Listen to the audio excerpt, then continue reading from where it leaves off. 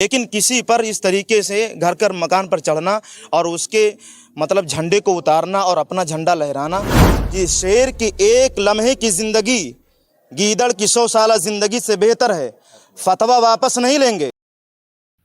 प्यारे नाजरीन, अचानक से रात के अंधेरे में बहराइच के एक मदरसे में रिपोर्टर पहुंच जाते हैं कुछ सवाल करने के लिए, और वहां पर सवाल करते हैं ये सोच करके वहां पर जाते हैं कि जो बाहर लोग बोलते हैं कि मदरसे में आतंकवादी सिखाई जाती है, आतंकवाद बनाया जाता है, मदरसे में खुराफातियाँ होती है, मदरसे में कोई अच्छी तालीम नहीं दी जाती है, ये सब गलत फहमी को लेकर के वो अचानक रात में जा कर के चेक करते हैं कि देखे रात में अचानक से पहुंच जाते हैं जबकि कोई तैयारी नहीं और किसी को कुछ मालूम तक नहीं रहता।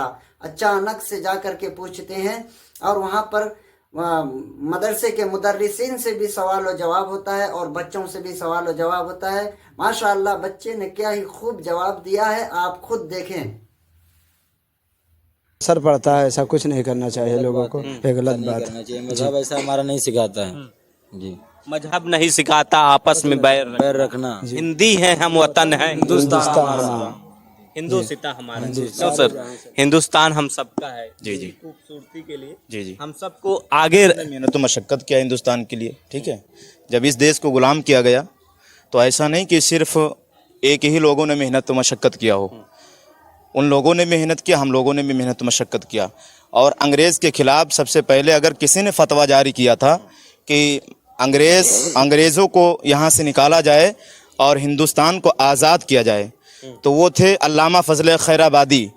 उन्होंने जब फतवा जारी किया था कि हिंदुस्तान को आज़ाद करवाना है, बड़े बड़े शोरमा उनके दौरान में मौजूद थे, लेकिन किसी के अंदर ये ताकत और क़ुव्वत पैदा ना हुई कि हम मतलब फतवा जारी करें। बड़े बड़े शोरमा मौजूद थे, बहुत बड़े बड़े लोग थे, लेकिन उन लोगों ने मतलब कोई इस बात पर बात ना उठाई। लेकिन इसी मदरसे से एक फारिग होने वाला जिसका नाम था अल्लामा फजल खैराबादी, उन्होंने अंग्रेज़ों के ख़िलाफ़ फतवा जारी किया और उनसे जंग की गई। अंग्रेज़ों ने कहा था कि आप फतवा वापस ले लें। अंग्रेज़ों ने कहा था अल्लामा फजल खैराबादी से कि आप फतवा वापस ले लें, लेकिन अल्लामा फजल खैराबादी ने कहा था कि फ़तवा हम वापस नहीं लेंगे, इसलिए कि ये देश हमारा है, इस देश से हम मोहब्बत करते हैं। और जो आपकी ज़्यादती जो लोगों पर बढ़ गई है, मुसलमान भी यहाँ परेशान हैं और हिंदू भी परेशान हैं, लेकिन ये अब चलेगा नहीं।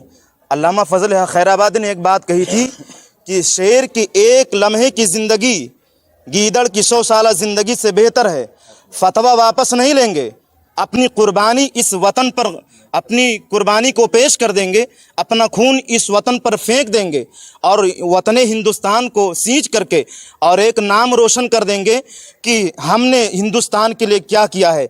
और आज देखा जाए कि अगर किसी ने सबसे पहले तो अल्लामा फजल खैराबादी ही ने फतवा जारी किया था और मेहनत व मशक्क़त मुसलमान की भी रही, गैर मुस्लिमों भी मेहनत किया, लेकिन आज जो ये बवाल पैदा किया जा रहा है हिंदुस्तान के अंदर कि अंग्रेजों के खिलाफ हिंदू और मुसलमान सब, हिंदू मुस्लिम सिख ईसाई सब भाई सारे लोगों ने मिलकर लड़ाई लड़ी। लेकिन आज हम जो भाई भाई हैं, जी जी, तो भाई भाई आपस में क्यों लड़ रहे हैं? अब ये समझ की बात है, उनको ज्ञान हासिल करना चाहिए, उनको ज्ञान हासिल करना चाहिए कि हम पहले क्या थे, आज क्या हैं।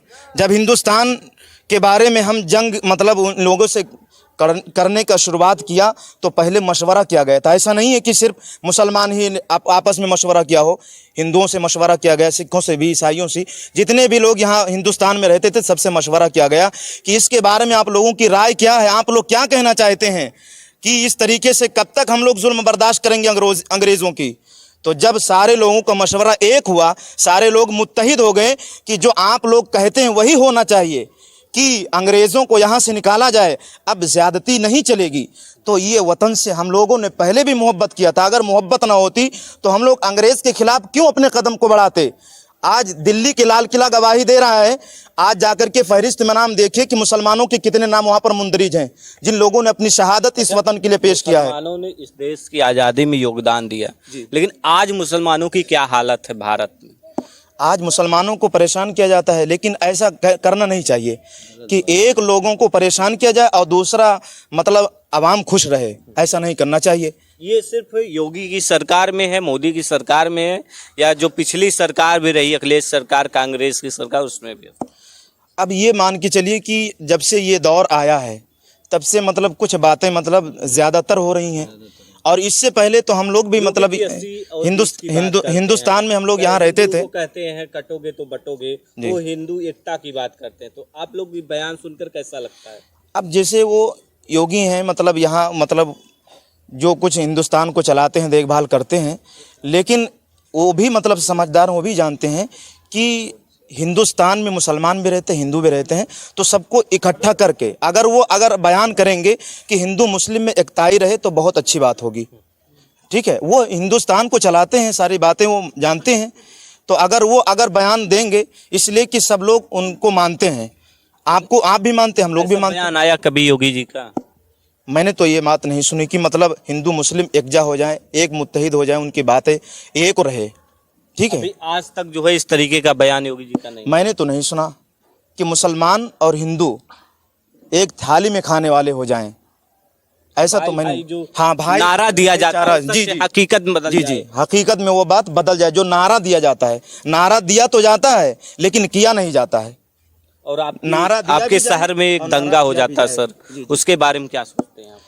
वो जो दंगा हुआ, तो बात यह है कि मुसलमान के घर पर अगर कोई भी झंडा लगा हो, अपने धर्म का झंडा लगाता है। आप भी अपने धर्म का झंडा आप भी लगाते हैं, हम लोग भी अपने धर्म का झंडा लगाते हैं, लेकिन किसी पर इस तरीके से घर कर मकान पर चढ़ना और उसके मतलब झंडे को उतारना और अपना झंडा लहराना, ये बात सही नहीं है। लेकिन अगर जो कुछ राम गोपाल के बारे में ये हादसा पेश हुआ, लेकिन उनको मतलब गवर्नमेंट उनको खुद सज़ा देती कि आपने ये ज़्यादती किया है। मुसलमानों के घरों पर मकान पर चढ़ करके उनके परचम को नहीं उतारना चाहिए और अपना परचम वहाँ पर नहीं लगाना चाहिए। ना तो ये हमारा दीन बताता है, ना तो आपका ये धर्म बताता है। ठीक है, सभी सद्भाव के लिए बताते हैं जी। मतलब अपना धर्म, हम मुसलमान हैं, आप भी मतलब दुनिया में रहते हैं, आप भी मतलब किसी को भी मानते हो, आप भी मतलब गैर मुस्लिम हैं या हिंदू हैं, तो आप जानते हैं कि अगर आपके मकान पर अगर हम चढ़ करके और उस झंडे को उतार दें, अपना झंडा लगा दें, तो आप भी नाराज़ हो जाएंगे। क्यों? ये हमारे धर्म का झंडा है, ये हमारा परचम है, आप इसको क्यों उतार रहे हैं?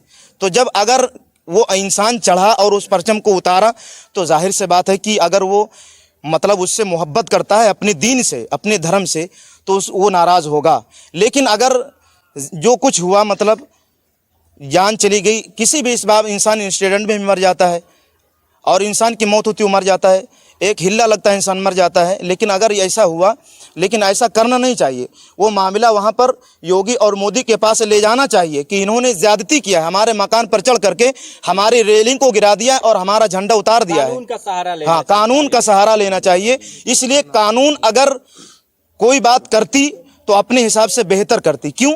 हम लोग हिंदुस्तानी, अपने वतन से मोहब्बत करने वाले हैं। अगर वो लोग फैसला जो करते, और उनको मतलब करना भी चाहिए, ये बात वहाँ तक पहुँचनी चाहिए था, और वो लोग अच्छे तरीके से ये बातें करते, जो रास्ता उनको पसंद था। कुछ मुस्लिम थे जो इस बात को जस्टिफाई कर रहे थे, कह रहे थे कि राम गोपाल मिश्रा चढ़ा और झंडे को उतारने की कोशिश की, तो उसने अपना भगवा झंडा फहराया, तो इसलिए उसको गोली मार देना ही जायज था। तो आप लोगों को क्या राय? नहीं, गोली नहीं मारना चाहिए। मैंने बताया अभी कि उनको मतलब वहाँ ले जाना चाहिए, सरकार के पास, गवर्नमेंट के पास, कि ऐसा इन्होंने हम लोगों के साथ सलूक किया है, तो इनके बारे में आपका क्या ख्याल है, आप क्या करना चाहते हैं? अदालत में ले जाना चाहिए, पुलिस का सहारा लेना चाहिए कि बताओ ये ज्यादती है कि नहीं, ये ज्यादती है कि नहीं। किसी के मकान पर चढ़ कर के झंडा उतार लेना, अपने झंडे को लहराना और मतलब अपने परचम को ऐसा बुलंदी मतलब दिखाना कि हम हक पर हैं। आप काफी मतलब पढ़े लिखे लग रहे हैं। क्या नाम हुआ सर आपका? नहीं मोहम्मद। नहीं मोहम्मद जी, ये बताइए, जैसे कि 2-3 चीजें जो है मदरसे के बारे में बहुत तेजी से बोला जाता है। एक बात ले लीजिए, एक मिनट। मैं अपनी देश के प्रधानमंत्री और सूबे के मुख्यमंत्री से मोहब्बताना अपील करूंगा कि जो नारे लगाए जा रहे हैं कि बटोगे तो कटोगे, ऐसा नारा ना लगाने के बजाय ये नारा लगा दें। एक नारा जैसे हमारे सूबे के मुख्यमंत्री ने दिया था कि एक रहोगे तो नेक रहोगे, तो ये नारा हिंदू मुसलमान सबके लिए हो कि हिंदू मुसलमान सारे लोग मिल के एक रहोगे तो नेक रहोगे। यही वो नारा दे दें जिससे हम सारे लोग हिंदू और मुसलमान भाई यकजा होकर मुत्तहिद होकर एक साथ रहें, भाई भाई बनकर रहें। वो हमारे साथ रहें, हम उनके साथ रहें, वो हमारे दुख में खड़े हों, हम उनके दुख में खड़े हों, बस यही चाहते हैं। बाकी खून का रंग तो अलग हाँ, नहीं खून का रंग अलग नहीं है। बाकी ये मुख्यमंत्री हैं, ये भी जो गवर्नमेंट चला रहे हैं बहुत अच्छी चला रहे हैं, प्रधानमंत्री चला रहे हैं वो भी बहुत अच्छी चला रहे हैं। हिंदू बनूंगा न मुसलमान बनूंगा, इंसान की औलाद हूँ इंसान बनूंगा। हाँ, गाना है।